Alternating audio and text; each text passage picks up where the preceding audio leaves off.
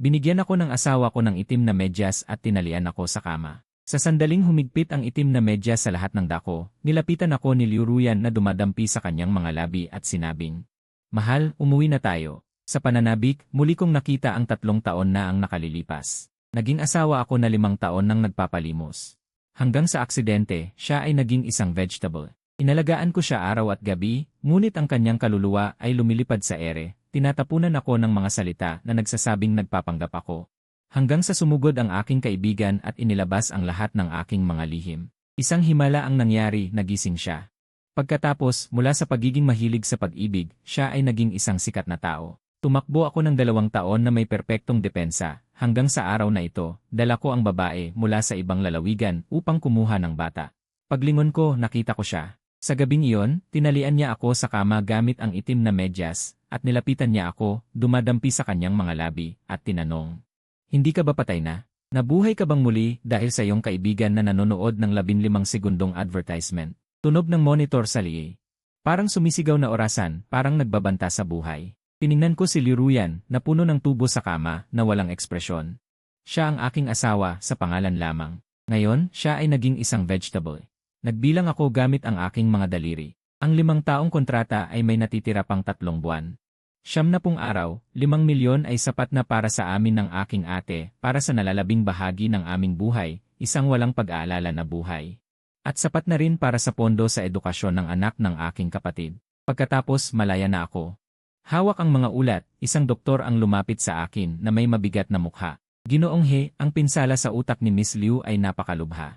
Ang posibilidad ng paggising ay napakaliit. Inirerekomenda niyang sumuko sa masyadong mahal at agresibong paggamot at lumipat sa ordinaryong pangangalaga."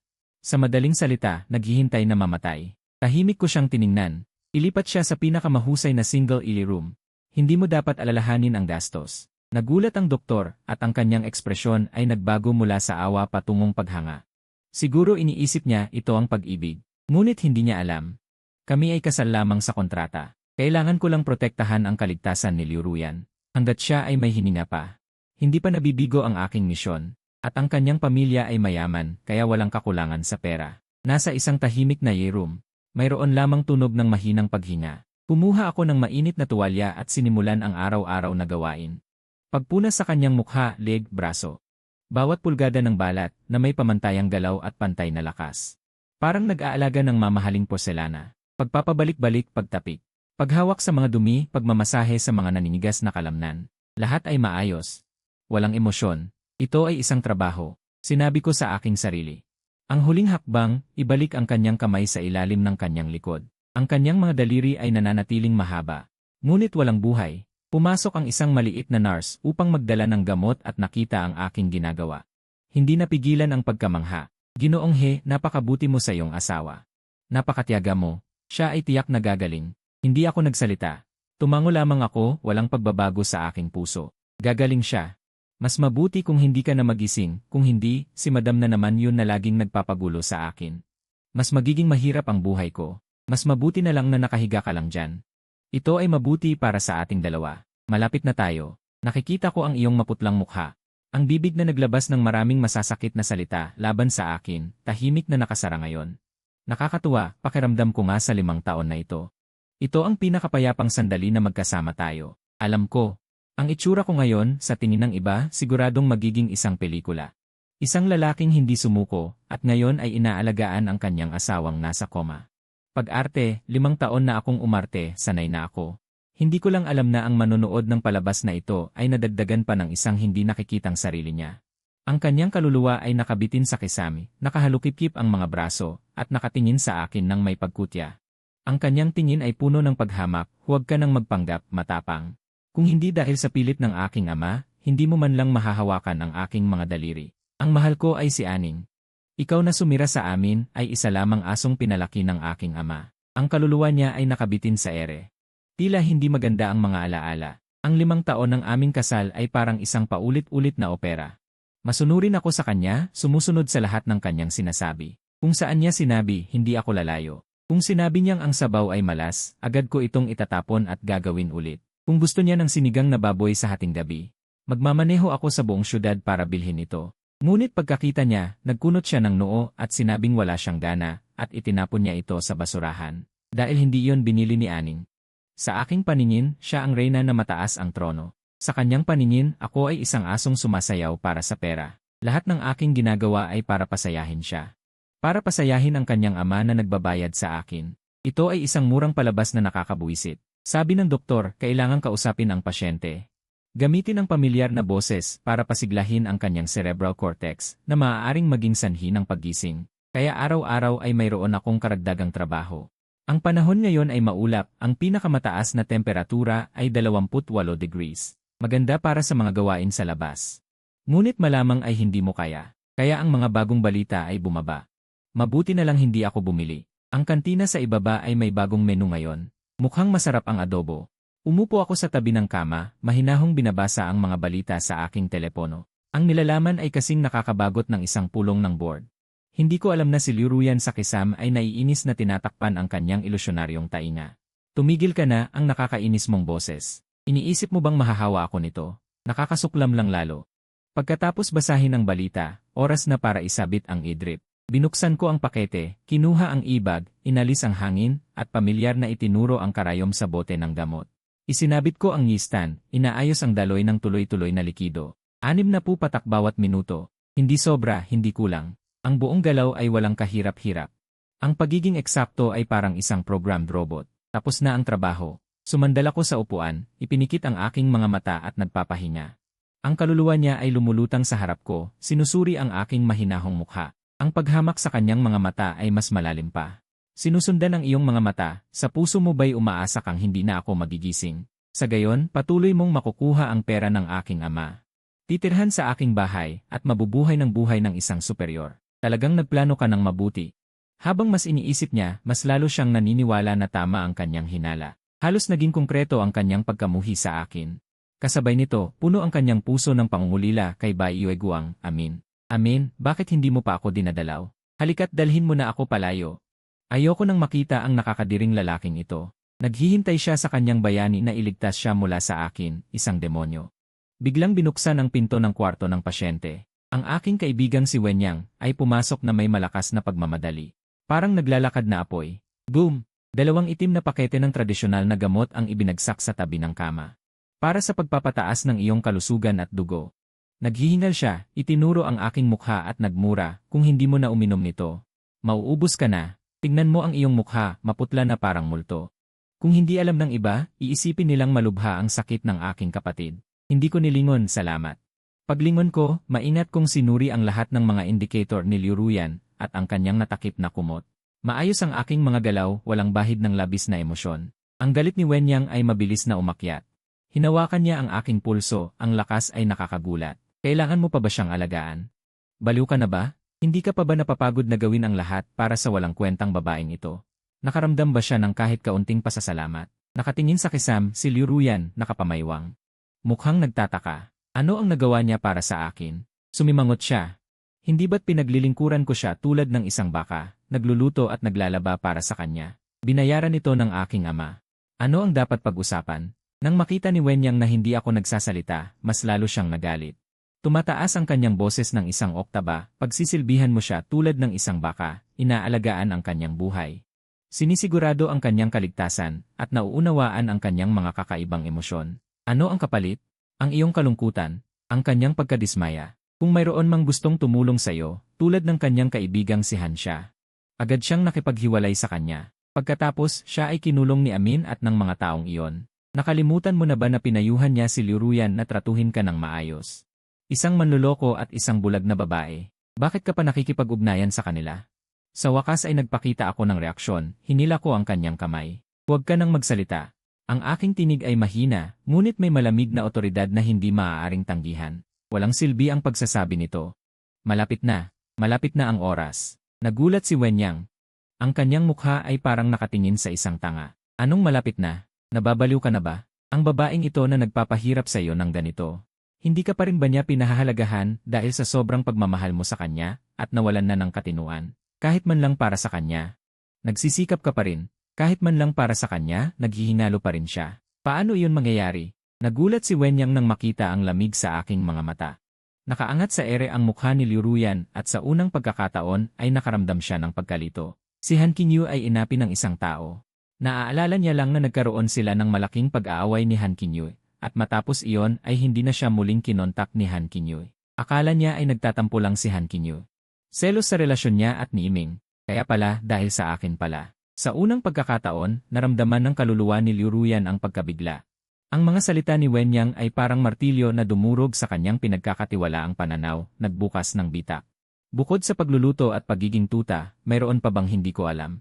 Nakita ni Wenyang ang mukha kong nababalot ng usok ng mantika. Siguro ay nabwisit na siya. Ang kanyang gwapong mukha ay pulang-pula, parang hipong naluto. Kikyang, nabaliw ka na ba sa pananakit? Sa susunod na segundo, narinig ko ang isang pagbukas. Ang aking kaswal na damit ay napunit. Sa liig ay hinugot niya, ilang butons ang lumipad. Mula dibdib hanggang braso. 2 malalaking peklat ang lumabas sa hangin. Isa ay pahalang sa dibdib. Ilang pulgada na lang ang layo sa puso. Ang isa naman ay mula sa aking balikat hanggang siko. Sa mamasa-masang duguan at sobrang maputlang balat, parang 2 sugat na hindi maghilom. Tinuro ni Wenyang ang 2 peklat na yon. Namumula na ang kanyang mga mata. Nakikita mo ba? Hindi ito dahil sa masikip. Hindi mo naaalala ang taon noong college. Lumingon siya at sinipa ang nakahigang si Liu Ruyan sa kama. Para bang gusto niyang marinig niya, ang iyong kasalukuyang marangal na asawa ay nagpupunta sa labas ng kampus upang makipagkita sa kanya ng hating gabi. Ang kanyang puting buwan, ang resulta, nakasalubong sila ng ilang lasing na adik at nabugbog siya. Halos hilahin siya sa maliit na gubat. Ang iyong puting buwan na bayani, napuno ng sipon at pangungutya ang boses ni Wenyang. Sige na, tumakbo siya nang hindi lumingon, iniwan siya mag-isa. Ikaw na ulol na ito. Tinulak niya ako sa tabi ng kama, itinuro ang aking ilong at sinigawan ako. Sumugod ka upang iligtas siya. Sa ilalim ng walang laman na kisame, tila naramdaman ko ang isang malalim na kahulugan. Tila bumaba ng ilang degree ang temperatura sa silid. Ang kaluluwa ni Liu Ruyan ay nabigla ng husto. Naman, naaalala niya ang pagnanakaw na yon. Ito ay isang mahalagang bahagi ng kanilang pag-ibigan ni Yiming, isang malaking tuldok sa kanyang mga alaala. Ang bayani na nagligtas sa kanya mula sa panganib ay si Yiming. Ang pangungutya ni Wenyang ay nagpatuloy. Tinanggap mo ang 3 saksak para sa kanya, 3 saksak. Halos mamatay ka sa basurang eskinita na yon. Ang resulta, lahat ng kredito ay napunta sa duwag na si Ruan Tan. Nang magising siya, ang unang nakita niya ay ang kanyang puting buwan na walang dalos. Putang ina, sayang kung hindi siya bibigyan ng parangal na pinakamahusay na aktor ng taon. At ikaw, Kikyang, isa kang purong clone. Hindi makakahanap ng pangalawa sa buong mundo na kasing talino mo. Kahit si Batman ay kailangan mong bigyan ng sigarilyo at sabihin, kapatid, pagod ka na. Bumalik ka sa Arkham Asylum. Hindi ako nagsalita dahil totoo ang sinabi ni Wenyang. Pagkatapos ng insidenteng iyon, nagpagamot ako sa ospital ng mahigit 1 buwan. Bago ako nakabalik sa paaralan, nahuli na ako sa mga klase. Tinawagan pa siya ng tatay niya, si Uncle Liu, para tulungan ka sa iyong pag-aaral. Ano ang sinabi niya noon? Bakit hindi siya matuto ng mag-isa bilang isang lalaki? Hindi siya bata pa. Nasugatan si Amin para iligtas ako, kaya kailangan kong alagaan siya. Paano ako magkakaroon ng oras para sa iba? Sa pamamagitan ng paraan, inalala pa niya ang kanyang minamahal. Yung kanyang ingba iweguang na malubhang na sugatan. Naaalala ko na labis siyang nag-aalala noon. Gusto niyang makita ang sugat ni Yiming. Ano ang sabi ni Yiming? Huwag ka nang tumingin. Ruyan, nakakatakot ang sugat, baka matakot ka. Para sa'yo, itong maliit na sugat ay walang halaga. Ngayon iniisip ko, talagang pag-arte na parang isang artista. Wala man lang kahit isang sticker sa katawan. Paano siya nakababa? Gamit ang kanyang mukha na mas makapal pa sa pader ng lungsod. Ang malaking pagdududa ay maaaring sumabog na sa kaluluwa ni Liu Ruyan, ang kanyang maputlang kalagayan. Walang malay na pinagpatong ang pinakamahabang peklat sa dibdib. Walang pakiramdam, ngunit mukhang magaspang. At 1 linggo na ang nakakaraan, tumaas muli ang boses ni Wenyang, puno ng pagkabigo. Ang tangang babaeng ito ay naaksidente, kinapos ang mga blood bank sa ospital, at ikaw naman ay parang tanga. Tumakbo para kumuha ng sarili mong dugo, at ito ang iyong ginawa. Tinuro niya ang aking mukha, nasasaktan habang nakikibaka. Hindi ko inaasahan, tingnan mo ang iyong sarili, kumuha ka ng 400 mise. Hindi ka ba natatakot? Ano ang silbi ng taong ito na parang halaman? Maaari ba siyang gumising? Napakunot ang noo ko. Wenyang, hayaan mo na. Nag-aaway sa kwarto ng ospital, ano na lang. Ginawa ko ang mga ito. May dahilan ako. Anong dahilan ang magpapalala sa iyo na isugal mo ang iyong buhay? Gusto na niyang tumawa sa galit. Ikaw ay isang Joker, isang Dumblamb, isang Tomcat. Ikaw ay isang espesyal na bersyon ng Dumblamb. Bawat Dumblamb ay napupunta sa hotpot ni Wang Bao. Nasa pintuan ka pa rin na pinagmumulan niya ng kaguluhan. Ikaw ay nabigyan ng inspirasyon. Binigyan mo ng inspirasyon ang iyong sarili. Ano ang resulta? Ang kanyang puso ay para lamang sa kanyang Happy Lamb at Lucky Mouse. Ang mga salita ni Wenyang, parang kalawang na kutsilyo, paulit-ulit na tumutusok sa aking puso. Hindi ko na napigilan. Kung gayon, ano pa ang magagawa ko? Mahina ang aking boses. Ngunit may lamig na pagod. Ang huling bagay na iniisip ko ngayon ay hindi ko kinilala na ako ang tumanggap ng 3 suntok noong una. Ngunit paano ko ito kikilalanin noon? Nakahiga ako sa ospital ng mahigit 1 buwan bago ako bumalik sa paaralan. Ang kanyang kasuklam-suklam na Baiyueguang. Matagal nang nagtanghal ng buong kwento na may aura ng isang bayani. Sa antas ng paghanga noon ni Liu Ruyan kay Yiming. Kung sasabihin ko ang katotohanan, sa tingin mo maniniwala siya sa akin. Tumawa ako ng mapanunuya. Isusumbong niya lang ako na masama at walang kahihiyan, labis na nagagalit sa inyong pamilya. Hindi rin siya makikipag-usap sa mga bayani. Gusto rin niyang agawin ang karapatan sa kabutihang loob na pagliligtas. Sa gayon, ang aking mga araw sa tabi niya ay magiging mas malala pa kaysa sa impyerno. Huwag mo na akong kausapin. Kahit personal siyang magpaliwanag sa iyo, ituturing niya lang itong walang saysay. Akala niya sinadya ng tatay niya na linlangin siya para ikontrol kayong dalawa. Hindi niya pinaniwalaan kahit sarili niyang tatay. Ano pa bang halaga ko na pera lang ang pakay? Pagkasabi ko pa lang nun. Ang hangin sa buong kwarto ay parang namuo. Ang kaluluwa ni Liu Ruyan sa kisam ay hindi na lang nadurog. Bagkus ay tuluyan ng nawasak. Nagpakuha ng dugo, siya ang nagbigay ng dugo para sa akin. Hindi katakataka kung bakit maputla ang kanyang mukha na parang multo. Pala, ilang araw na siyang malapit ng mamatay. Naalala niya ang kanyang ama na nakipag-usap sa kanya. Ang kanyang blood type ay bihira, Rho-negative. Tinatawag din na panda blood. Sinabi rin ng kanyang ama. Hukiang, ang batang ito, kapareho ng iyong blood type. Ito rin ang isa sa mga dahilan kung bakit siya ang pinili ko. Ano ang kanyang naging sagot noon? Tay, gutom ka na ba? Hanap ka lang ng bodyguard, kailangan pa bang tumugma ng dugo? Ano ang tingin mo sa kanya? Isang blood bank. Ngayon, naiisip ko, siya ang pinakakadiri. Hindi niya kailanman inalala ang tungkol sa akin. Ang hindi mabilang na alaala na binabaliwala niya, ngayon ay parang pinakamatalas na bubog. Tumatago sa bawat hibla ng kanyang kaluluwa. Ang inihahanda ko para sa kanya ay palaging maligamam na pagkain. Dahil madalas siyang hindi kumakain ng maayos. Sabi niya masyadong mamantika. Palagi akong nag-iwan ng maliwanag na ilaw sa sala kapag siya ay nahuhuli ng uwi. Dahil natatakot siya sa dilim. Pinagalitan niya ako na sayang sa kuryente. Kapag siya ay pagod.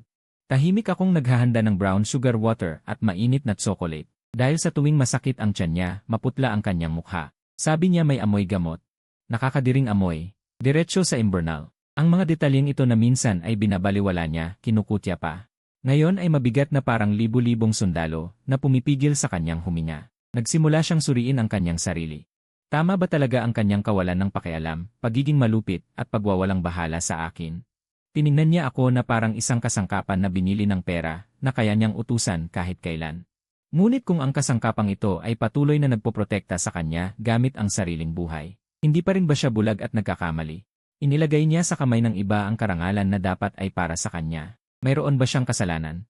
Bang, isinara ni Wenyang ang pinto at lumabas. Ang malakas na tunog ay nagpatahimik sa buong mundo. Sa kwarto, tanging ang regular na tunog ng beeping na lang ang natira. Ang kaluluwa ni Liu Ruyan ay nakakulong sa kalangitan, parang isang ulila na iniwan ng mundo. Tahimik na pag-iyak. Sa unang pagkakataon, naramdaman niya ang sakit ng pagiging makasarili at walang silbi. Sa likod ng sakit na ito, ay isang malaking kawit na hindi niya magalaw. Gaano karami ang utang niya sa akin? Sino ba talaga ang nagmamahal sa kanya? Pagkaalis ni Wenyang, malakas na sumara ang pinto. Ang buong mundo ay natahimik, tanging ang paulit-ulit na beeping na lang ang naririnig. Walang emosyong yumuko ako at pinulot ang 2 supot ng maitim na gamot. Amoy ng napakabaho na gamot. Parang plauta. Si Wenyang ay palaging ganyan, parang paputok na handa ng sumabog. Pero tama naman siya sa sinabi niya. Isa akong clone. Pero kahit ang clone ay kailangang kumain. Maayos kong inilagay ang mga supot ng gamot sa bedside table. Mamaya ay gagawa ako ng tasa at susubukan kong inumin. Hindi ako pwedeng bumagsak sa huling 3 buwan. Lumapit ako sa kama at tiningnan si Liu Ruyan na tahimik na nakahiga sa kama. Parang mas maliit ang kanyang mukha kaysa dati. Maputi na parang papel. Hinila ko ang kanyang braso at sinimulang i-exercise ang kanyang mga kasukasuan. Puwet, siko, balikat. Mabagal at maingat ang mga galaw. Nagsalita ako sa sarili ko. Parang sinasabi ko sa kanya o sa sarili ko, ganito ang sabi ng doktor. Sabi niya, nakakabawas daw ito ng muscle atrophy. Kung magising ka, mas mabilis ang paggaling mo. Napatawa ako sa isip ko, mas mabuti pang huwag kang magising. Ayoko nang makita pa ang mukha mo na puno ng sipon at Ayoko nang marinig mo pa na sinabi mong, Hikyang, napakabait mo, magaling na makahiga lang ng ganito. Mabuti pa sa ating dalawa. Pinagagalaw ko ang manipis niyang mga daliri, isa-isa. Sa kisame, ang kaluluwa ni Liu Ruyan ay nakalutang sa itaas ko. Nakikita niya ang maputla kong mukha. Nakikita niya ang malalim na mga bilog sa ilalim ng aking mga mata. Nakikita niya ang aking mga kilos na medyo mahina dahil sa pagkawala ng dugo. Sa unang pagkakataon, tiningnan niya ako ng ganito kaseryoso, hindi ang pagtingin niya mula sa itaas na nanghuhusga tulad ng dati, o ang malamig na pagwawalang bahala. Sa halip ay may pagkaawa, may pagsisisi, may mga komplikadong damdamin na hindi masabi. Naalala niya ang madilim na ilaw sa sala at ang isang figura na natutulog sa sofa. Tiningnan niya ang mga bakas sa likod ng aking kamay. Iyon ang mga marka ng pagkuha ng dugo. Naalala niya ang sinabi ni Wenyang, 400 nye. Ang kanyang blood type ay panda blood. Kapag naubusan ng dugo ang blood bank, agad kong tinupi ang aking manggas. Nanginginig ang kanyang kaluluwa. Nilahad niya ang kanyang mahinang kamay at gusto niyang hawakan ang aking mukha. Nakikita ang pagod sa aking noo, ang kanyang mga daliri ay mahinahong dumapo sa aking pisngi. Pagkatapos walang sagabal na dumaan dito. Walang init. Walang pakiramdam. Wala. Parang siya mismo. Parang hindi siya kailanman umiral. Ngunit bigla akong nakaramdam ng lamig sa aking noo na parang may malamig na bagay. Dumaplis sa aking mukha. Agad kong inangat ang aking kamay at hinawakan ang aking noo. Nakaramdam ako ng hindi maipaliwanag na bigat. Parang may mga mata na nakatitig sa akin. Mayroon ding kakaibang lamig na dumaplis sa aking noo. Napakagaan. Napakalamig. Parang isang piraso ng malamig na balahibo ang bahagyang humaplos. Kumunot ang aking noo. Ano ang nangyayari? Bumulong ako, nagiging malamig. Hindi, napakakakaiba ng pakiramdam na ito. Hindi ko napigilan na hawakan ulit ang aking noo. Nawala na ang lamig. Isang katawa-tawang kaisipan ang pumasok sa aking isipan. Baka mayroong masamang espiritu. May multo na babae na nagkagusto sa akin. Napatawa ako sa sarili ko at nagsalita sa hangin. Miss, hindi ka maganda ng paningin mo. Ano ang nagustuhan mo sa akin? Sa mukha kong gwapo? O nagustuhan mo ang pagiging 24 paghahati-7 na mabuting asawa na nag-aalaga ng isang taong paralisado? Sasabihin ko sa'yo, napakahirap ko lang. Kahit ang pagsusunog ng pera para sa mga espiritu ay 1 yuan na lang ang halaga. Kung naghahanap ka ng pangmatagalang tiket sa pagkain, lumabas ka sa kaliwa sa katabing kwarto, doon sa matandang lalaki na may malaking kayamanan. Pagkatapos kong sabihin yon, nakakatuwa ang sarili ko. Siguro dahil pagod na ako kamakailan, kaya nagkakaroon ako ng mga ilusyon. Umiling ako, gustong kong alisin ang katawa-tawang kaisipan na yon sa aking isipan. Ngunit ang pakiramdam na tinitingnan ako ay parang mas lumalakas, mayroon pang ang bahid ng hindi maipaliwanag na kalungkutan. Hindi ko nakita, sa itaas ng aking ulo kung saan hindi ko abot tingnan, isang patak ng transparent na tubig ang dumulas mula sa kawalan at bumagsak sa lupa ng walang tunog, walang bakas. Tinitingnan niya ako sa paraang hindi ko pa nakikita noon, na para bang gusto niyang sabihin sa akin ang isang bagay, pero hindi ko marinig, hindi ko rin makita. Naramdaman ko lang na medyo malamig ang aura sa kwarto. Pagkatapos ay bumukas ang pinto ng malakas, may itinulak mula sa labas. Si Linley, ang matalik na kaibigan ng bida. Pumasok siya na parang bagyo, parang isang guided missile, diretso sa tabi ng kama ni Liu Ruyan.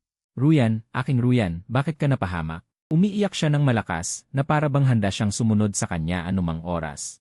Bakit ka naman malas? Ano ang gagawin ko? Ang kanyang pag-arte ay napakabongga, sapat na para kahit ang aso sa ibaba ay sumunod sa pagtahol. Nakatayo ako sa gilid. Walang emosyon na pinapanood ang kanyang palabas. Ang kilig sa kanyang mga mata ay halos lumabas na. Talagang mahusay siya sa pag-arte. Matatag ang kanyang pundasyon. Kumuha ako ng bagong tuwalya. At ipinagpatuloy ang pagpuna sa mga daliri ni Liu Ruyan, na para bang ang buong taunang palabas sa harap ko ay hindi umiiral. Nag-iyak si Lei ng ilang sandali, malamang ay naramdaman niyang hindi gaanong kaaya-aya ang nag-iisang manonood. Unti-unting humina ang kanyang pag-iyak, huminto siya, lumingon. At tiningnan ako gamit ang isang nakakaengganyong tingin na hindi ko pa nakikita. Pagkatapos, nagbago ang kanyang tono na may halong pagmamataas at utos. Pang Yuan, dapat mo siyang alagaan ng mabuti. Siya ay may matigas na bibig ngunit malambot na puso, kahit na medyo malamig siya sa'yo dati. Sa totoo lang ay may pagtingin siya sa'yo. Halos matawa ako. Ang aking lugar ay marahil nasa kanyang blacklist. Dahan-dahan kong pinunasan ang tuwalya na may bahid ng ngiti sa aking labi. Tiningnan ko siya, na parang nagtatanong lang, hindi ba mas gusto mong mamatay siya? Ang ekspresyon ng pagdadalamhati sa mukha ni Lei ay biglang tumigas, na parang isang mababang kalidad na maskara ng plaster. Kung mamatay siya, wala nang makikipag-agawan sa'yo para sa iyong kasintahan.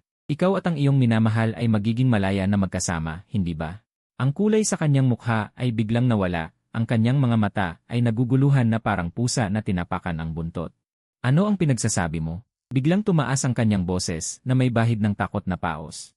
Kami ni Ruyan ay may pinakamagandang relasyon. Kami ang pinakamatalik na magkaibigan. Wala akong kasintahan. Habang mas lalo siyang nagsasalita, mas lalo siyang nalilito, ang kanyang mga mata ay naglalakbay sa paligid, tumatangging tumingin sa aking mga mata. Sa sandaling iyon, ang kanyang reaksyon ang pinakamagandang sagot, at ang hangin sa silid-aralan ay lalong lumamig. Ang mukha ni Lei ay biglang namutla, nakakahiya na para bang kayang maghukay ng 30-meter trench gamit ang kanyang paa. Sa sandaling iyon, muling bumukas ang pinto ng silid-aralan. Ang kanyang pinakamamahal na puting liwanag. Si Wang Teng ay dumating. Ang tao ay hindi kasing ganda ng kanyang hitsura, nakasuot ng isang maayos na suit. Ang kanyang buhok ay maayos na nakasuklay. Nang makita ko siya, agad kong ibinagsak ang tuwalya sa palanggana. Sumabog ang tubig saan man. Mayroon pa pala si Presidente Fang.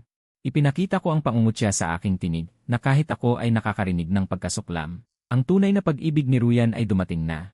Ikaw na bahala kay Ruyan, ako, na ayaw makialam, pwede na umalis. Si Yiming ay bumulong, hindi man lang ako tiningnan, at naglakad patungo kay Linglei. Sa natural na paraan, nagsalita siya, na parang nagdedeklara ng isang katotohanan, siya ang iyong asawa. Naman, ikaw ang bahala sa kanya. Ano ang kinalaman niyan sa akin? Sa wakas ay sumulyap siya. Kay Ruyan na nasa kama, sa kanyang mga mata ay walang bahid ng pag-aalinlangan ang kasakiman. Gusto mo bang ako ang magtapyas ng kanyang ihi at dumi? Impossible. Paano siya magiging karapat-dapat dito? Bumagsak sa lamig ang hangin. Isang malamig na pakiramdam na bumabaon mula sa mga buto, kaya pakiramdam ko pa nga. Ang babaeng multo sa kisame na hindi ko maisip baka gusto na niyang pumatay ngayon. Naisip ko, kung ang kaluluwa ni Ruyan ay tunay na nandito, malamang ay nakabaon na siya sa lupa sa puntong iyon dahil sa mga salitang iyon. Ang lalaking minahal niya ng napakatagal, ang lalaking pinaglalaban niya pagkatapos siyang maging komatose. Kahit isang sulyap lang ay para na siyang marumi. Tila sa tingin ni Yiming ay kulang pa ang kanyang sinabi. Hindi mapakali niyang tiningnan ang relo na bigay ni Ruyan. Kung hindi dahil sa simula, nakuha ko ang tangang ito na mahilig sa pag-ibig. Pinirmahan niya ako ng isang kasunduan sa mana. Sinabi niya na kapag namatay siya ay bibigyan niya ako ng malaking pera. Akala mo gusto kong pumunta sa lugar na ito na punong-puno ng kamatayan. Nakikinig ako at pakiramdam ko ay sumabog ang buong silid pasyente. Isang hindi maipaliwanag na malakas na hangin ang humuni sa aking tainga. Nagpatayo ng balahibo ang hangin. Tila nabaliw ang multo. Hindi ko ito nakikita. Ngunit nararamdaman ko, isang tili ng galit at kawalan ng pag-asa, na dumadagsa kay Yiming. Sa tingin ko pa nga, tila tinusok ng kung ano ang mukha ni Yiming, kaya siya otomatikong hinawakan ito. Sa sandaling ito, si Ruyan, gamit ang kanyang malabong mga daliri, ay paulit-ulit na kinakalmot ang mukha na dati niyang minahal ng husto. Nakikita ko ang mukha mo, tanga. Hindi ako tanga sa pag-ibig, manloloko ka. Niloko mo ako ng napakaraming taon. Hindi pa ako patay. Kaya kung gumising, hindi mo na kailangan magpanggap. Hindi ko marinig ang tahimik na tili ng multo, ngunit inaasahan ko na si Yiming ay dudurugin. Ang kaluluwa ni Ruyan ay nababaliw sa galit. Ang lalaking minahal niya ng higit sa 10 taon. Pera niya lang pala ang mahal niya. Kahit magpanggap ay sayang sa oras. Sa isang iglap, lubos niyang binaliwala ang aking presensya. Kaswal niyang hinawakan ang kamay ni Linglei sa tabi niya, at ipinagmamalaki niyang ipinapakita ang kanyang hinlalaki sa likod ng kamay nito.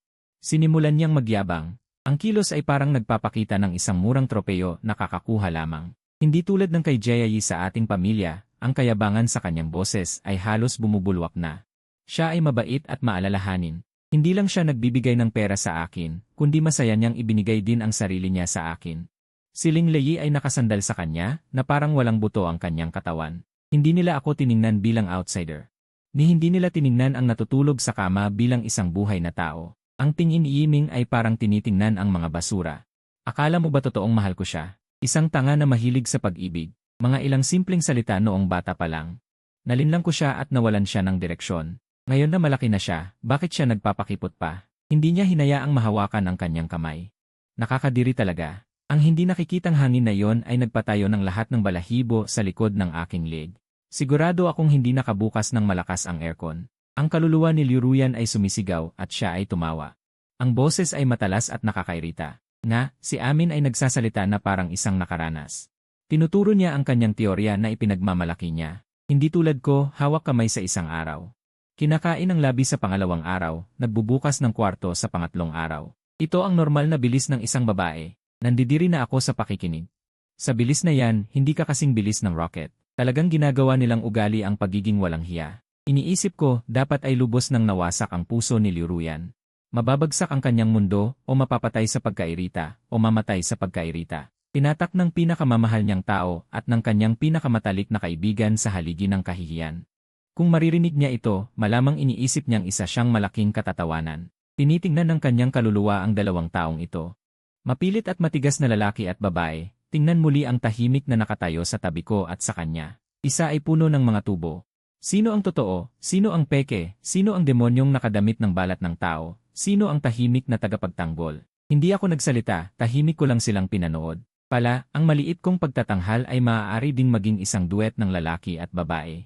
Nakakabagot, hindi nakikita ang aking reaksyon, parang naramdaman ng dalawang taong ito na walang silbi ang kanilang solo performance. Inilipat ni Yiming ang kanyang tingin sa akin, ang mukha ay puno ng murang pakiramdam ng pagiging superior. Ikaw na dog ni Sweetie, tumitingin siya sa akin. Ano ang nakuha mo pagkatapos ng 5 taon ng pagdila?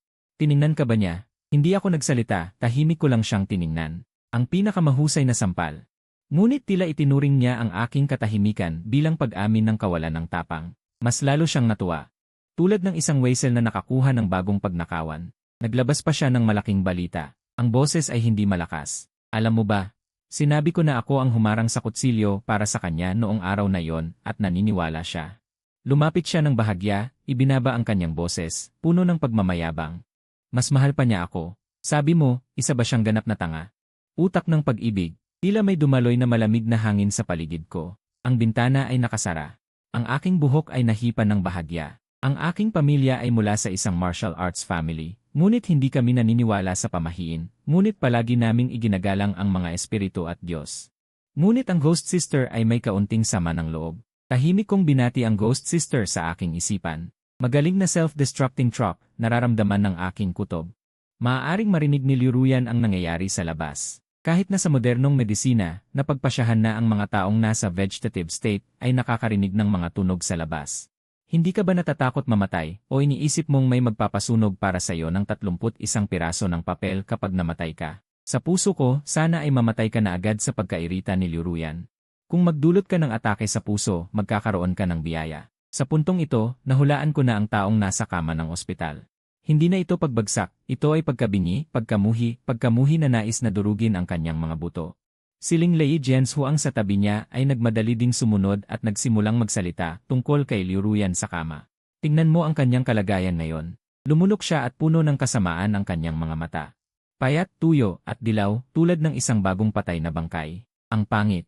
Sinadya rin niyang itinaas ang kanyang hindi masyadong malusog na dibdib. Hindi tulad ko na inaalagaan ni amin namin. Makinis at makintab, ang mukha ay pula at makintab. Kumislap ang aking talukap ng mata. Pag-aalaga. Sister, napaka-natatangi ng iyong salita.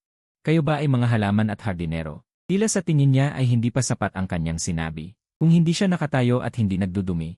Kung hindi lang dahil sa kanya, itong e-money-making machine, na to na hindi pa sumasabog, matagal na sana kaming nagkasama ni Ming.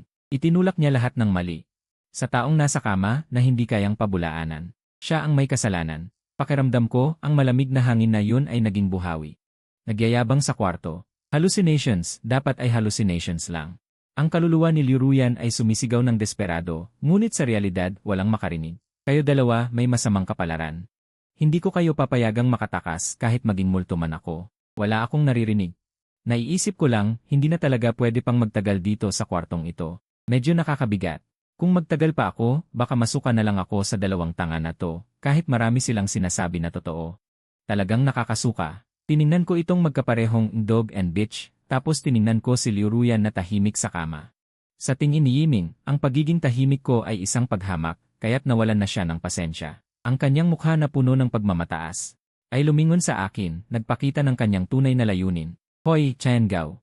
Huwag ka nang tumunganga. Huwag mong hayaang sayangin ng love-struck idiot na ito ang mga medical resources. Pagkasabi nito, tinuro niya ang oxygen mask sa mukha ni Liu Ruyan. Ang bagay na yon ay ang kanyang tanging pag-asa para mabuhay. Ang tono ni Yiming ay parang nagsasabi lang na maganda ang panahon ngayon. Malamig at natural lang. Alisin mo ang tubo ng oxygen niya at hayaan mo siyang mamatay ng tahimik. Para pareho tayong makakuha ng pera agad. Ang mga mata ni Linlei ay biglang nagliwanag, parang dalawang bombilya na may kuryente. Sabik na siyang nagmamadali, bilisan mo na, alisin na. Isang kalahating patay na malahalamang tao. Isang inutil. Sayang lang ang pera kung buhay pa siya. Ang kaluluwa ni Liu Ruyan ay hindi inakala na ang taong minahal niya ng maraming taon, ang taong inalagaan niya ng matagal, ay siya pa mismo ang papatay sa kanya. Mas lalo akong hindi makapaniwala na ang kasamaan ng dalawang scumbags na ito ay mas malalim pa kaysa sa Mariana Trench. Nang makita ni Yiming na hindi ako gumagalaw, isang bakas ng pagkayamot ang dumaan sa kanyang mukha. Lumapit pa siya. Inabot niya ang kamay niya at talagang kukunin niya ang tubo ng oxygen ni Liu Ruyan. Ang useless dog na ito ay gusto pang maging tagapagtanggol. Kung hindi ka kikilos, ako na ang gagawa. Habang malapit nang mahawakan ng kanyang kamay ang tubo, gumalaw ako. Ang mahigit 20 taon kong pagsasayaw ay hindi para maglaro ng Tai Chi sa parke. Tito Liu, pwede ko rin naman siyang tawaging ganoon. Ang kanyang trabaho sa akin ay protektahan si Liu Ruyan. Kahit isang hininga na lang ang natitira. Crack, isang tunog na malutong. Hinawakan ko ang pulso ni Yiming na nakaunat, kabaligtaran. Ang lakas na yon. Naisip ko na medyo malupit. Si Yiming ay sumigaw na parang baboy na pinatay. Ang buong mukha niya ay biglang nawasak. Pinawisan siya ng malamig. Hindi ko binigyan ng pagkakataon para makapag-react, sinipa ko siya. Ang sipa na ito, ginamit ko ang lakas ng sarili ko. Direktang tumama sa kanyang tiyan. Parang basahan na bulok, itinapon ko siya palabas, nabangga ang anino sa likod niya. Ayaw kong makita siya na nakahandusay. Sinipa ko siya palayo.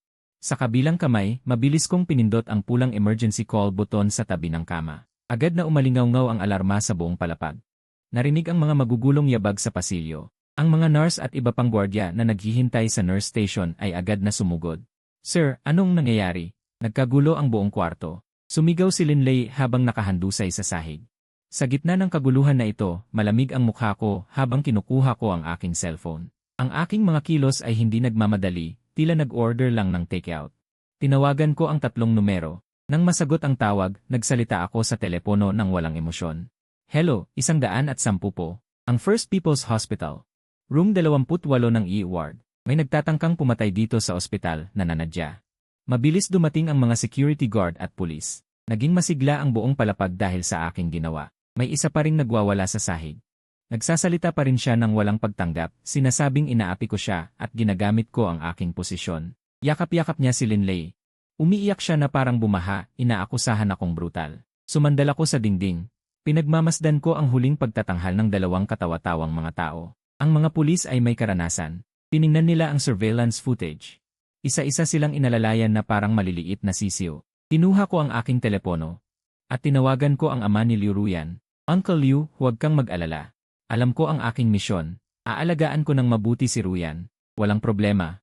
Ang 2 langaw na kinakatakutan mo, tinawag ko na ang pulis para ayusin sila. Marahil sa pagkakataong ito, maaari ko silang ganap na maalis. Hindi lalaban si Ruyan ng malaki. Sagot sa kabilang linya, sa pagkakataong ito, ganap na natin silang dudurugin.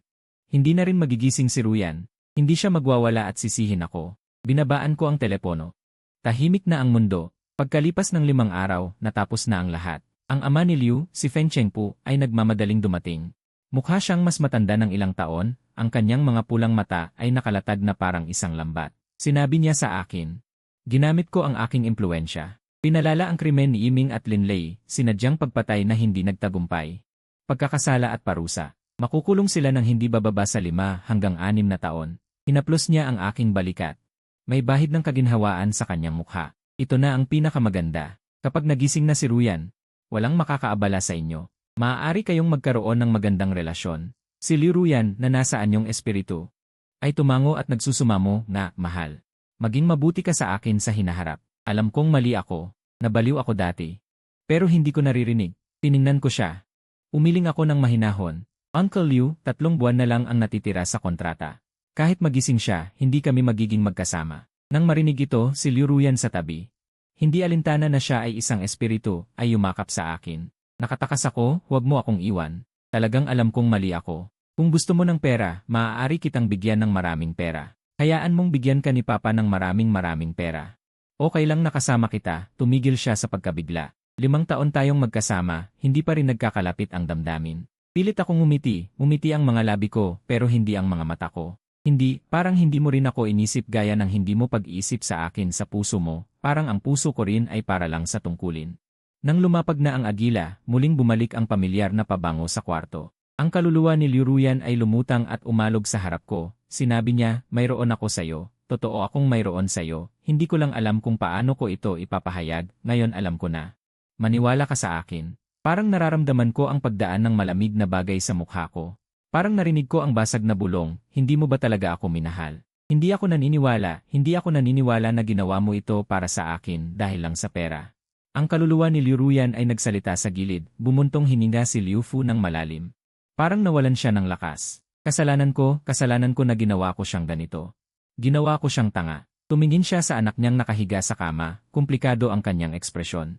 Noong nasa kolehiyo pa siya, natakot akong baka lokohin siya ng mga taong tulad niya, kaya kita hinanap.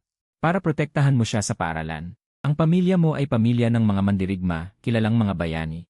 Lubos akong nagtiwala sa iyong pagkatao, kaya pagkatapos, pinilit kitang pakasalan siya.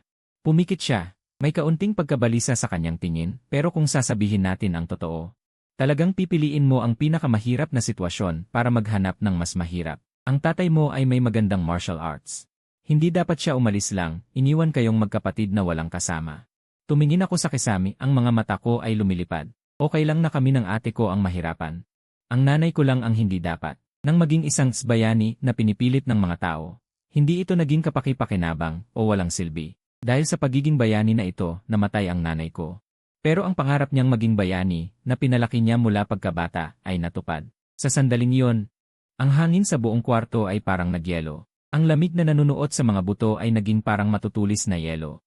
Parang gusto nitong palamigin ang aking kaluluwa. Ang kaluluwa ni Liu Ruyan, na hindi ko nakikita, ay narinig ang lahat. Kaya pala ang kasal namin, hindi dahil sa pagpupumilit ko, kundi dahil sa isang hakbang ng kanyang ama para protektahan siya. Kaya pala ang tinatawag niyang makapera na karera na kinamumuhian niya, ang aking asawa. Sa likod nito ay ang pagkasira ng pamilya at ang kalungkutan. Ang ama ay isang bayani na naging biktima ng droga, namatay sa kamay ng mga drug dealer. Ang ina ay naghiganti sa mga drug dealer, at siya naman, tinuro pa niya ang ilong ko at sinabing ako ay makasarili, na gusto kong agawin kahit ang pagkakataon na makapagligtas ng buhay, sinabing ako ay bastos at walang kahihiyan. Ngayon, pag-iisipin ko, sino nga ba ang pinakabastos at walang kahihiyan? Ang matibay na tor sa kanyang puso ay tuluyang gumuho. Bumagsak ang tingin ni Liu Fu sa maputlang mukha ko. Ano ang gusto niyang sabihin? Sa huli, isang mahabang buntong hininga lang ang lumabas, pasensya na, hindi kita nagawa ng tama. Ang kanyang boses ay mabigat, parang nabibigatan ng libu-libong kilo. Noong pinili kita, bukod sa magaling ka, malinis ang pamilya mo, at mapagkakatiwalaan ang pagkatao mo, may isa pang dahilan. Tumingin ako sa kanya, hindi ako nagsalita. Anong dahilan? Anong dahilan? Bukod sa murang halaga ng buhay ko, at sakaling kailanganin. Sa kanyang malabong mga mata, sa wakas ay may lumabas na bahagyang kahihiyan na mahirap sabihin. Dahil ang iyong dugo, tulad ni Ruyan, ay bihirang uli negative blood. Kilala rin bilang ipanda blood. Hindi ko man lang tinaas ang aking mga mata. Alam ko na ito matagal na. Kung hindi sana siya nagtanong tungkol sa dugo ko ng ganoon kadetalyado noon. Mukhang sa wakas ay. Nalagot na niya ang huling pasanin, at ang kanyang boses ay naging garalgal, nagkaroon ako ng sariling interes. Baka kung may mangyari sa kanya, ikaw ang gawing buhay na imbaka ng dugo. Ang pamilyar na amoy sa silid ng ospital ay dumating muli. Ngayong oras, hindi ito galit. Tanging ang kamatayan ang natira, tulad ng nagyelo na lawa sa silid tulugan. Walang kahit isang hangin. Si Liu Fu ay kuskus ng kanyang mga kamay ng balisa, tulad ng isang bata na nagkamali. Alam ko, ito ay napakasama para sa iyo, ngunit para sa mga mayayaman tulad namin. Ito ay karaniwan, napakakaraniwan. Halos matawa na ako, napakakaraniwan. Ang buhay ng mayayaman ay buhay, at ang buhay ng mga tulad namin ay kapalit. Sa wakas ay nagsalita ako, ang aking boses ay kalmado na parang pinag-uusapan ang panahon. Kumuha ng pera, gumawa ng negosyo. Ito ang tama. Tio Liu, binigyan mo ako ng pera. Hanggat ang pagkuha ng dugo ay hindi nakamamatay, maaari kong ibigay kung gaano karami ang maaaring makuha. Sinasabi ko ito ng totoo. Sa totoo lang, ang buhay ko ay hindi nakasinghalaga noon. Ang aking sirang katawan ay maaaring maging kapalit ng kalusugan ng aking kapatid, kapalit ng walang alala na pagkabata ng iyong pamangkin. Ang aking pagiging kalmado ay tila mas nakakainis kaysa sa anumang galit na akusasyon. Ang pagkakasala sa mukha ni Liu Fu ay lalong lumalim. Nakita mong nagdusa ka ng maaga. Danas at kailangan mong tiisin ang kanyang malamig na tingin. Hindi ko na makayanan ito, matandang ito. Kinuha niya ang isang bank card mula sa kanyang dibdib at ibinigay ito sa aking kamay. Kunin mo ang perang ito. Huwag tumanggi. Bumalik ka at magsimula ng maliit na negosyo para sa iyong pagreretiro. Ang iyong katawan ay dapat ding magpasalamat. Yumuko ako. Tinitingnan ang card sa aking kamay, ang pera ay isang magandang bagay. Kailangan ko ito. Tinanggap ko ito. Salamat, Tio Liu. Ang kaluluwang si Liu Ruyan ay nababalisa. Sa tabi niya, nais niyang putulin ang aming pag-uusap, nais niyang huwag akong tanggapin ng pera. Ang kaluluwang si Liu Ruyan ay nagsalita. Huwag, kung tatanggapin mo ang pera ng aking ama, hindi ka makakauwi. Lubusang naunawaan ng kaluluwa ni Liu Ruyan ang kanyang ama. Siya ay naghanap ng isang asawa at isang bodyguard para sa kanya at isang sinaunang tao. Isang mamamatay tao na nagliligtas buhay, hindi lamang upang protektahan siya, kundi upang palitan din ang kanyang buhay ng aking buhay kapag kinakailangan. Sa kanyang pananaw, ako, isang matamis na aso. Ang kalakal na ito ay mula pa sa simula ang kanyang pinakamahalagang anting-anting. Ang utang niya sa akin ay hindi na mababayaran. Pagkaalis ni Tio Liu, hinawakan ko ang manipis na bank card. Nararamdaman ko na parang hawak ko ang isang nagbabagang bakal. Bago ko pa man ilagay ang card sa aking bulsa. Ang pintuan ng silid ng ospital ay muling itinulak. Inakala kong ito ay ang nurse at hindi ko man lang tiningnan. Isang babae, may dalang natuyong baril. Tuminala ako, nakita ko si Han Qinyue, ang isa pang matalik na kaibigan ni Liu Ruyan.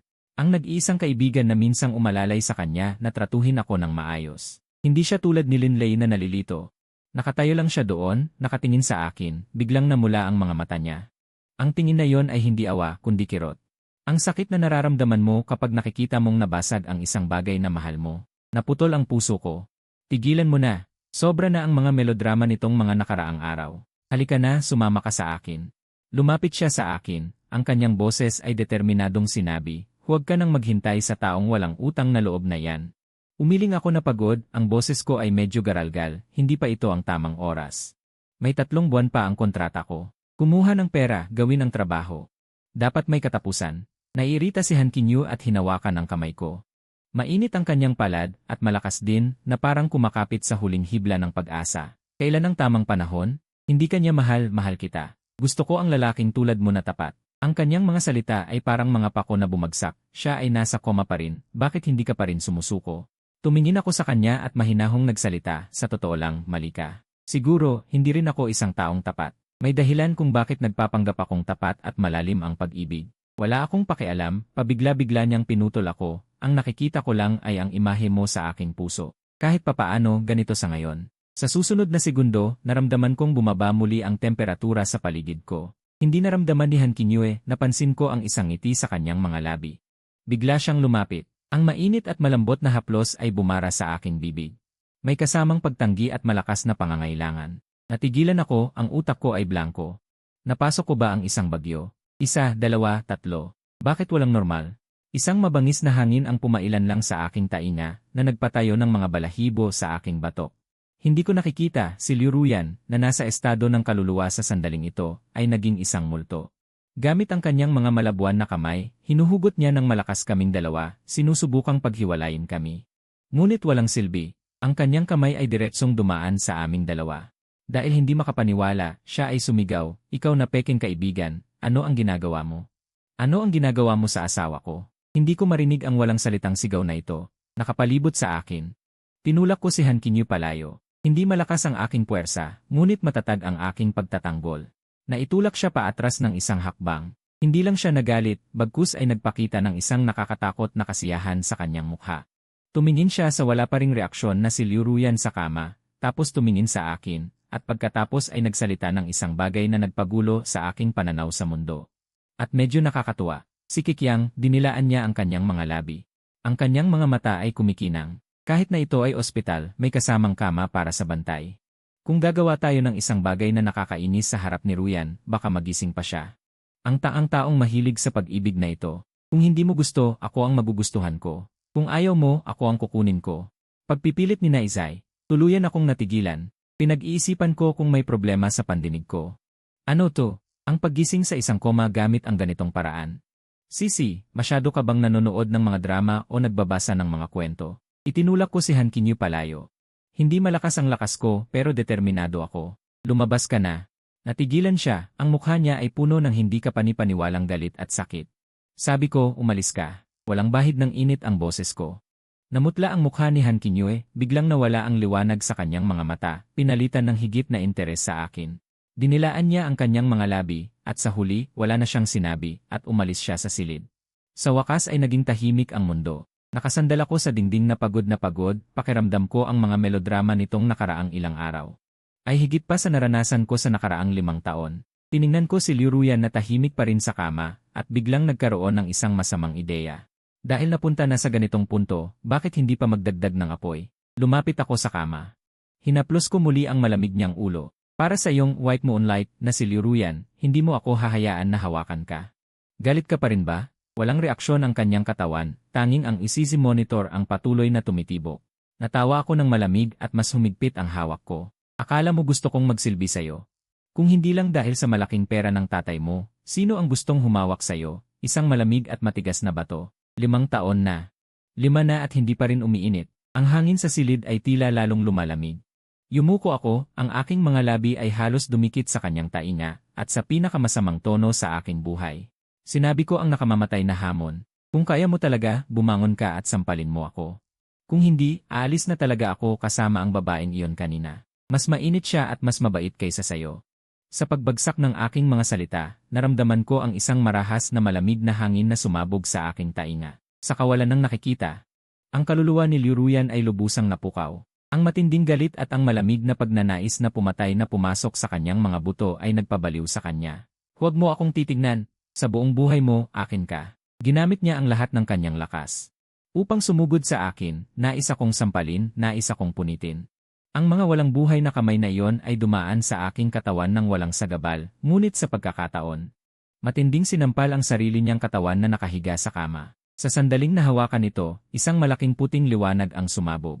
Ang kanyang lumulutang na kaluluwa ay tila hinihigop pabalik sa kanyang katawan ng isang malaking buhawi.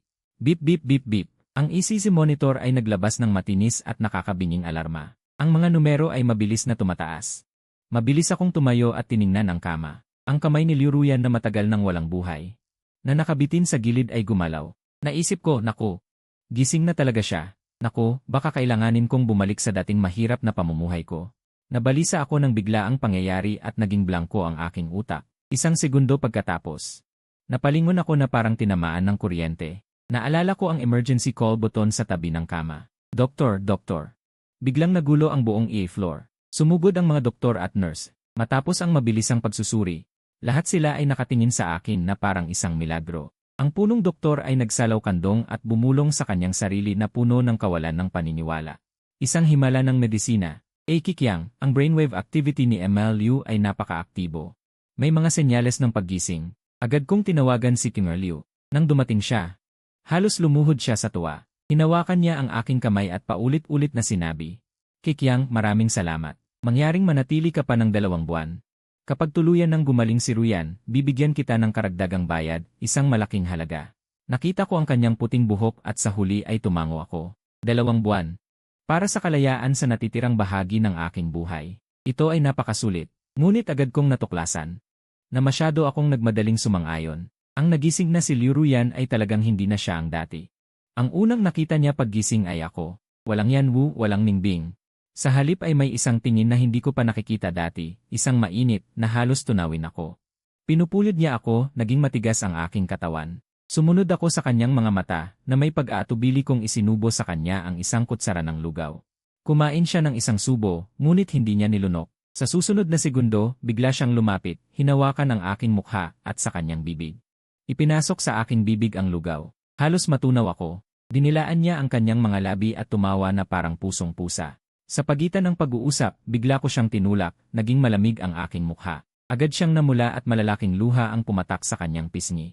Na parang iniwan ng buong mundo ang isang maliit na tuta. Mahal, nagkamali ako. Hinila niya ang laylayan ng aking damit. Huwag ka namang ganito kalamig sa akin. Natatakot ako, gagawin ko ang anumang ipag-uutos mo sa akin sa hinaharap. Gagawin ko ang anumang gusto mong gawin sa akin, okay?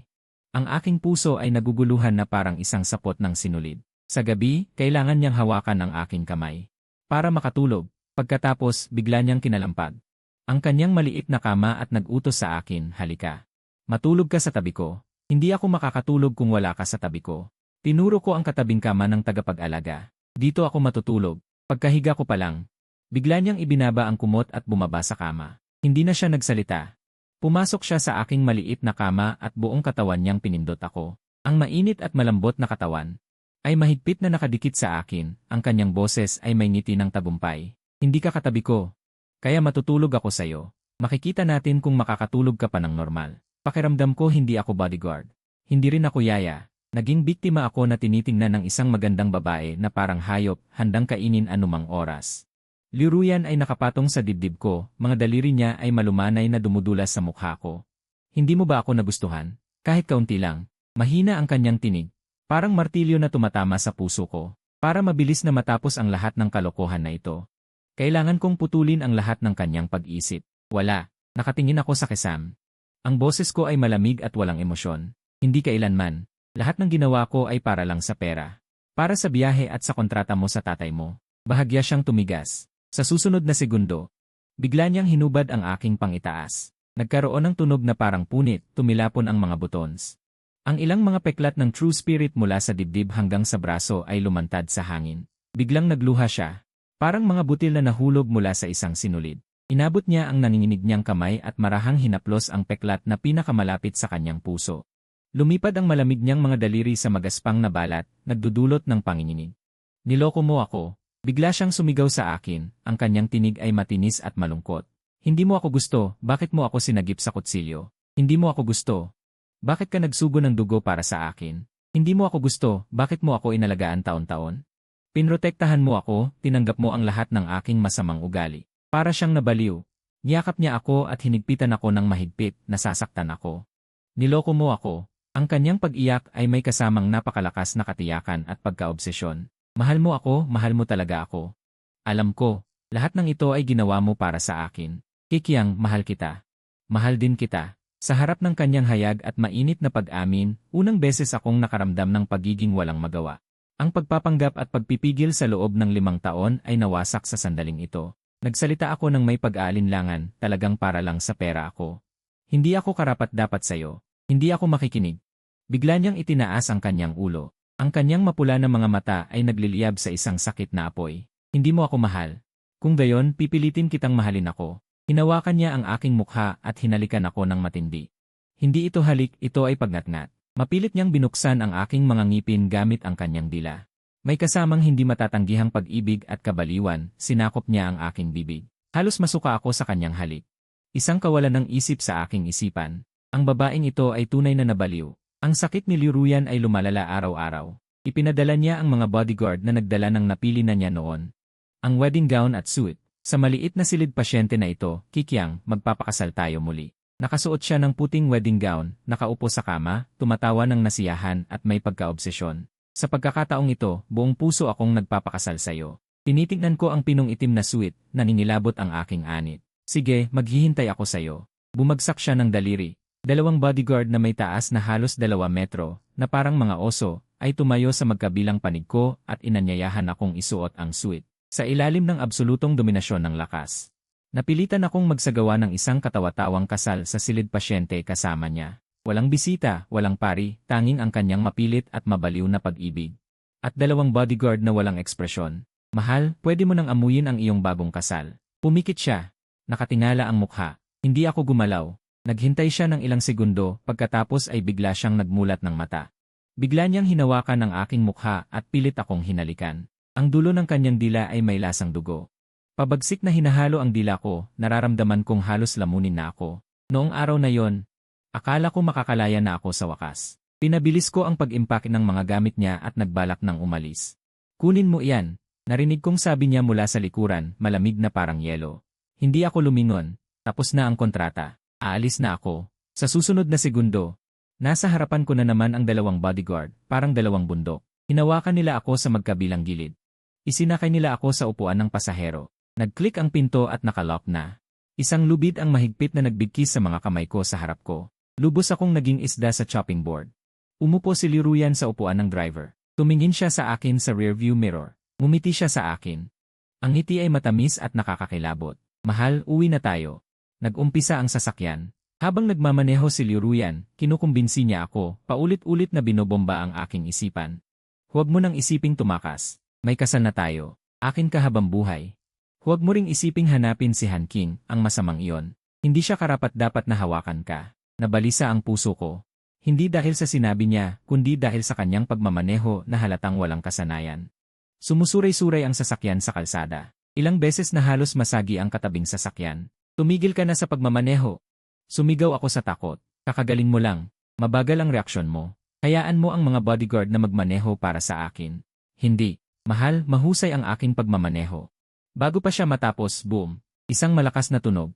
Nawalan ng kontrol ang sasakyan at bumangga ito ng malakas sa isang puno sa gilid ng kalsada. Sa sandali ng pagbangga, halos otomatiko kong ginamit ang nakagapos kong katawan para protektahan siya.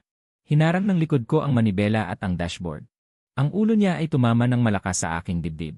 Naramdaman ko ang matinding sakit mula sa aking likod. Napasigaw ako sa sakit. Mas nakakatakot, naamoy ko ang malakas na amoy ng gasolina.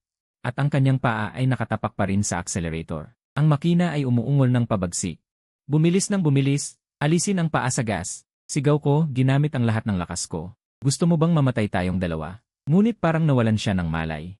Nakadapa siya sa akin, hindi makagalaw. Pumutok ang rear window at maraming bubog ang tumama sa aking likod. Napakabastos ko. Malapit na matapos ang misyon, pero nasaktan pa ako nang wala sa oras. Dumating na ang sasakyan ng mga bodyguard sa likuran. Sila ay abala sa pagbubukas ng pinto. Nagmamadali silang tingnan si Liu Ruyan. Sa kabuluhang iyon, pinilit kong tanggalin ang lubid at lumabas sa sasakyan. Hindi ko pinansin ang sakit sa likod ko. Agad kong kinuha ang cellphone ko at tinawagan si Uncle Liu. Pagkasagot niya, halos sumisigaw ako. Ang iyong mahal na anak ay nabaliw na. Gusto kong makipagdiborsyo, ngayon din Uncle Liu, na iligtas ko na naman siya. Dalawa tayong magulang, kailangan mo akong tulungan. Inilahad ko ang tanging plano para makalaya ako sa babaeng ito. Sabihin sa publiko na namatay ako sa aksidenteng ito. Sunugin, ilibing ang abo sa dagat. Bigyan ako ng pera para tuluyan akong maglaho. May mahabang katahimikan sa kabilang linya. Sa wakas, narinig ang isang pagod na buntong hininga. Sige na, Xiao He, utang ko sa'yo yon. Makalipas ang 2 taon, sa lalawigan ng Su, ginamit ko ang pera na ibinigay sa akin ni Liu Fu para magbukas ng ilang maliliit na tindahan at naging isang lazy owner. Ang aking mga kapatid na babae ang namamahala. Ang sakit ng aking kapatid na babae ay matagal nang gumaling at ngayon ay tumutulong sa akin na pamahalaan ang negosyo. Si Hiao, ang maliit na batang babae mula sa ibang lalawigan, ay nag-aaral na rin sa elementarya. Siya ay mukhang porselana, ngunit siya ay masyadong malambing sa akin. Sa weekend, dinala ko siya sa mall. Nang mapadaan kami sa mga laruang manika, hindi na siya makagalaw.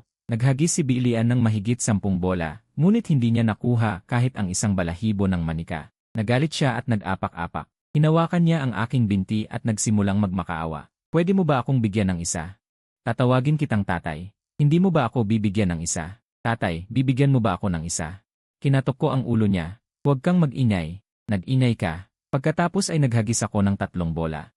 Sa ilang paggalaw, nakakuha ako ng pinakamalaking manika. Ibinigay ko ito sa kanya na may pagmamalaki. Nang lumingon ako, ang ngiti sa aking mukha ay biglang nanigas. Hindi kalayuan. Isang pamilyar na figura ang nakatingin sa akin ng husto. Ang mga mata na yon, nakatingin ng diretsyo na parang gustong kumain ng tao. Ito si Liu Ruyan. Naramdaman ko ang pagkakasala sa loob ng 1 segundo at agad kong hinila ang batang babae at tumakbo ng hindi lumingon. Sa gabing iyon, upang ipagdiwang ang pagkakakitang muli ng kita at ang bagong mataas na antas, dinala ko ang aking kapatid na si Wenyang sa isang club upang magpunta sa paa. Habang tinatamasa ni Wenyang ang kasiyahan ng masseur, itinuro niya ang kanyang hinlalaki sa akin. Xiao He, ikaw talaga ang magaling. Akala ko nabula ka na niya, ngunit hindi pala. Nagkukunwaring nakikinig ka at kumikita ng malaki. Ang kaibigan mong ito ay natutuwa sa iyong kita. Huwag kalimutang tulungan ang iyong kapatid. Sa susunod na sabihin mong gusto mong atakihin ang sinuman, aatakehin ko siya. Habang kami ay nag-uusap, paglabas namin ng pinaglalabahan, hinarang kami ng ilang itim na luxury car. Nagbukas ang pinto ng kotse, at isang figura na nakasuot ng itim na trench coat at itim na boots ang lumabas. May suot siyang itim na medyas sa kanyang mga binti, ngunit ang kanyang mahahabang binti sa ilalim ng kanyang itim na palda ay mukhang mas maputi at mas kahali-halina sa gabi. Liu Ruyan, ang kanyang mga mata ay malamig at mainit, baliw at mabaliw. Lumapit siya sa akin. Qiang, matagal na tayong hindi nagkita. Binihag ako ng 5 bodyguards na mas malaki at mas matangkad kaysa sa akin. Nang magising ako muli, nakahiga ako sa isang malambot na malaking kama. Naramdaman ko ang malamig at makinis na bagay sa aking pulso. Yumuko ako at tumingin. Ang aking mga kamay ay mahigpit na nakatali sa ulo ng kama ng isang pares ng itim na medyas. Si Liu Ruyan ay nakaupo sa gilid ng kama, ang kanyang mga daliri ay dumadampi sa aking pisngi, at dinilaan niya ang kanyang mga labi. Hindi ka ba patay na? Bumaba siya at tumawa sa aking tainga. Bakit? Ang iyong mga kapatid ay nanood ng 15 segundo na advertisement at nabuhay ka. Natuyo ang aking lalamunan. Kalma ka. Kalma, mas lalo siyang tumawa. Hinahanap kita ng 2 taon. Halos mabaliw ako sa pag-iisip sa'yo. Paano ako kakalma? Sinabi niya sa akin. Ang kanyang nag-iisang kasiyahan sa loob ng 2 taon ay ang pagpapadala sa isang lalaki at babae na nagkasala sa kanya sa isang mental hospital. Ginawan niya sila ng iba't ibang paraan ng pagpapahirap araw-araw. Pagkatapos ay nagbago ang kanyang ekspresyon at ang kanyang mga mata ay biglang naging mapanganib. 2 taon kang nabuhay ng maayos, di ba? Asawa, anak, minamahal mo ang iyong pamilya. Ang iyong maliit na anak na babae. Natutunan na niyang tawagin kang tatay. Nanginig ako sa takot. Hindi ko maipaliwanag. Iyon ay ang anak ng kapatid ng aking ina mula sa probinsya. Mahaba niyang binigkas, tila may naunawaan. Yung pamangkin mo pala. Akala ko kasi nagkaanak ka pa ng babae na hindi ko alam habang nagtatabo ka. Nawala ang pagkakaintindihan. Nakalunghinga na ako ng maluwag, bigla siyang yumuko at hinubad ang damit ko. Ang kanyang mga daliri ay tumuturo sa 3 kupas na peklat sa aking dibdib. Ang kanyang hininga ay mainit, humihina sa aking tainga, 3 malalaking peklat. Para mabayaran ang atraso, kailangan mo munang makipaglaban ng 3 beses para mabawi ang 3 buhay. Patas, di ba? Simula mamayang gabi.